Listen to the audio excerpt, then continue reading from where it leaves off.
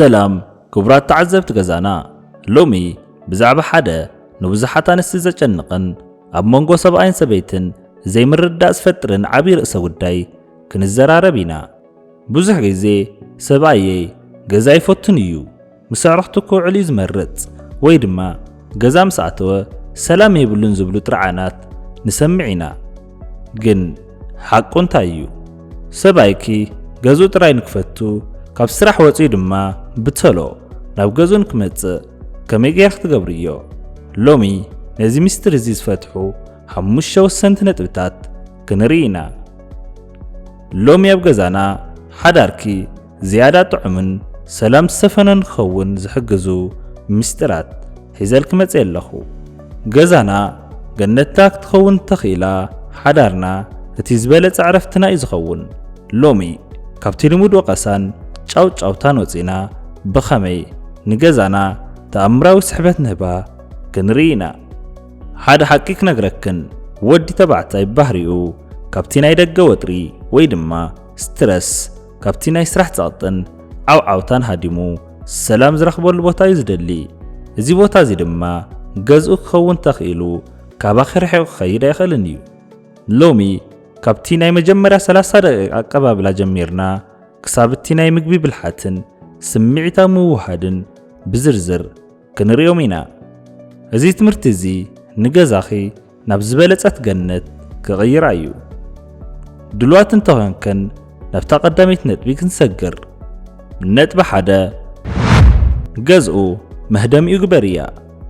ሓደ ወዲ ተባዕታይ ካብ ስራሕ ክመጽእ ከሎ ተጻዒኑን ደኺሙን እዩ ዝመጽእ። እቲ ዝዓበየን ዝውቱርን ጌጋ ሰብኣይ ገና ማዕጾ ከይዓፀወ መብራህቲ ተቖሪጹ ውሉድካ ከምዚ ገይሩ ገንዘብ ተወዲኡ ኢልኪ ናይ ጸገማት ወረ ምጅማር እዩ። እዚ ማለት ሰብኣይ ገዛ ክኣቲ ከሎ ናብ ካሊእ ናይ ስራሕ ዓውዲ ዝኣተወ እዩ ዝመስሎ። ስለዚ እተን ናይ መጀመርያ 30 ደቂቕ ንዕረፍቲ ጥራይ ይኹና። ጸገማት ክንገሮም የብሎምን ማለት ኣይኾነን፣ ግን ሰዓቶም ክሕልው ኣለዎም። እሞ ከመይ ጌርካ ኢኺ ገዝኡ መህደሚኡ ትገብርዮ? ቀዳማይ ብጥዑም ገጽ ተቐበልዮ።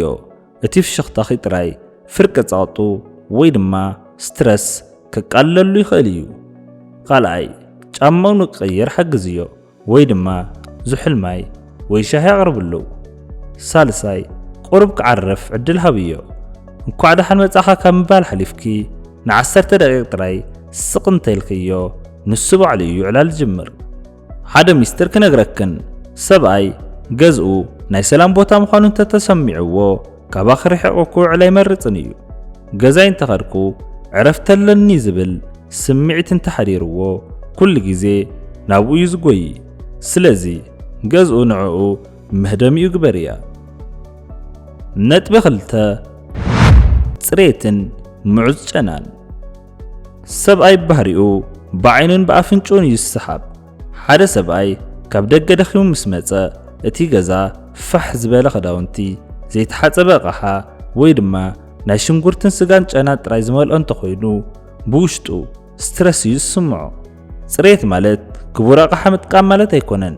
ጽሬት ማለት ነቲ ዘለኪ ነገር ብጥንቃቐ ምስራዕን ንዓይኒ ጥዑም ምግባርን እዩ። ሓደ ጽፉፍ ገዛ ንኣእምሮ ሰብኣይኪ ሰላም ይሂቦ እዩ። ሓደ ዓብዪ ሚስጥር ክነግረክን ጨና ናይ ሓደ ገዛ ምስ ስምዒት ቀጥታዊ ምትእስሳር ኣለዎ።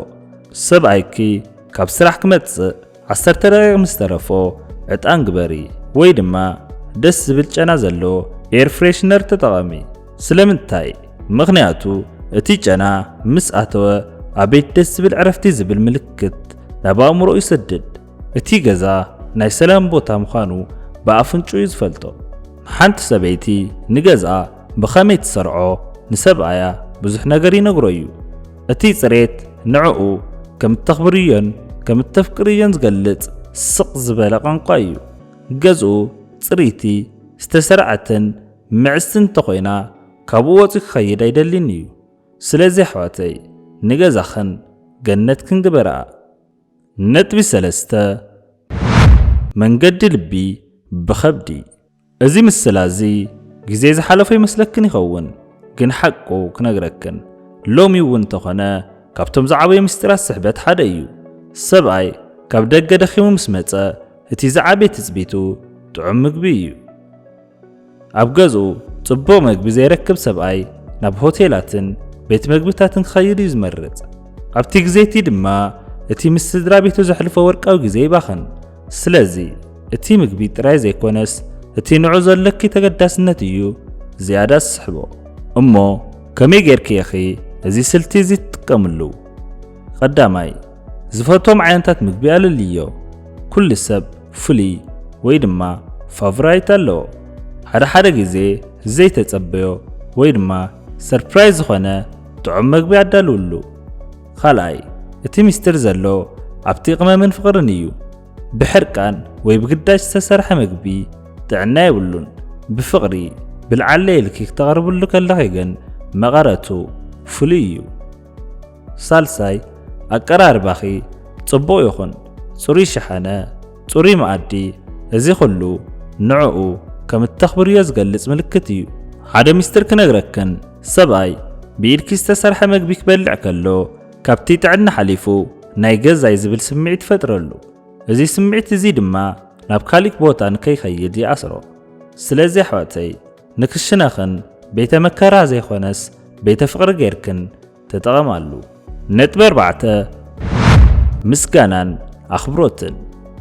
ሓደ ዓቢ ስነልበናዊ ሓቂ ክነግረክን ሰብኣይ ኣብ ገዝኡ ከም ጀግና ወይ መራሒ ክረአዩ ዝደሊ ንሱ ንስድራ ቤቱ ዝገብሮ ጻዕሪ እቲ ካብ ንግሆ ክሳብ ምሸት ዝፍጽሞ ስራሕ ከም ዝተስተውዕሉን ተፈሊጡ ዝያዳ ክሰርሕን ናብ ገዝኡ ክመጽን ይደሊ። እቲ ዝዓበየ ጌጋ ንሱ ዝገብሮም ነገራት ኩሎም ከም ግዴታው ጥራይ ጌርኪ ምርኣዩ። እወ ግዴታው ክኸውን ይኽእል እዩ፣ ግን ምስጋና እንተተወሲኽዎ መቐረቱ ይውስኽ። ሰብኣይ ኣብ ዘይድነቐሉን ኣብ ዘይኽበረሉን ገዛ ነዊሕ ግዜ ክጸንሕ አይደልን እዩ። እሞ ከመይ ጌርኪ ኢኺ እዚ ስልቲ እዚ ትጥቀምሉ? ቀዳማይ ኣናእሽቱ ነገራት እውን እንተኾኑ የቐኒየልና ወይ ተባረኽካ ምባል ኣይትሕመቒ። ካልኣይ ስለ ኩሉ ምጽዓርካ የኽብረካ እየ፣ ንስኻ ንኣና ኢልካ እትገብሮ ጻዕሪ ይርደአኒ ይበል እዮ።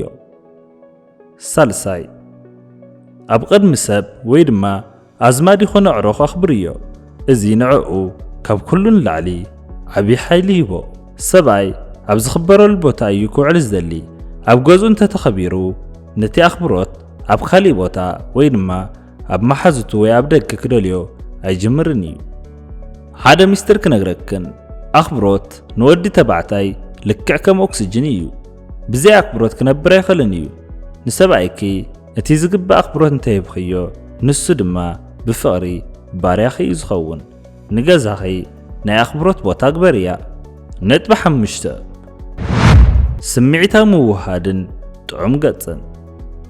ሓንቲ ሰበይቲ ንገዝኣ ጽሪቲ ክትገብራ ጥዑም ምግቢ ክተዳሉ ትኽእል እያ፣ ግን ገጻ ኩሉ ግዜ ተኾሳቲራ ቃላታ ድማ መረርቲ እንተኾይኖም እቲ ሰብኣይ ነቲ ጽሬትን ምግብን ኣስተማቒሩ ክበልዖ ይኽእልን።